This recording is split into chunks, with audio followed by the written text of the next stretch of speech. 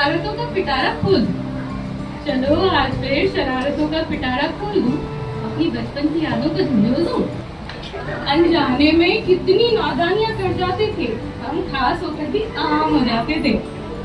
माँ को कभी खाने न दिया सुकून और चैन से, माँ को कभी खाने न दिया सुकून और चैन से।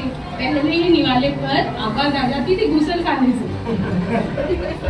माँ हो गई, ये किसी फायर अलार्म से कम ना होता था।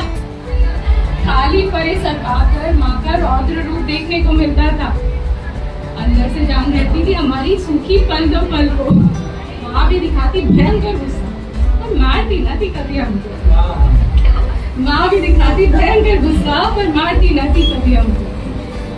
अनाज की ढेरियों पर कूद लगाकर भाग जाते, अनाज की ढेरियों पर कूद लगाकर भाग जाते और फिर मुट्ठी में लेके दानों को पूरे घर में बिखराते।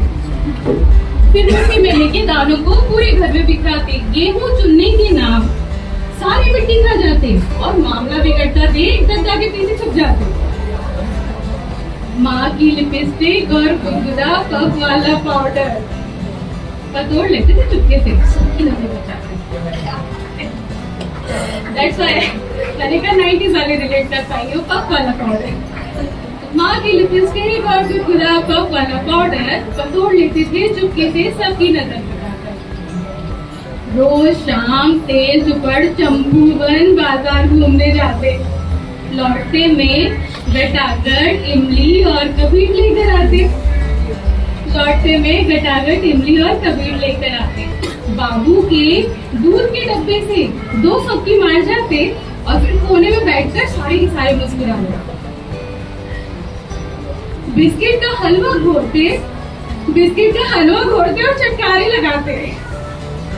दिवाली में गुजिया बनाने के नाम यूं ही मेवा गटक जाते। कहीं से भी धूल मिट्टी में खेल कर आते और माँ के आंचल में छुप जाते। गंदे हाथ मुंह धोते और माँ की साड़ी से रगड़ कर पहुंच जाते। माँ चिल्लाती रह जाती, रे छोरी नई साड़ी है घर की नहीं। पर हम तो मनमोही थे, हमने कभी किसी की सुनी ही नहीं। अब सबकी सुनते हैं, अब सबकी सुनते हैं और उठते रहते हैं। अपने बचपन की यादों को और माँ को बस सपनों में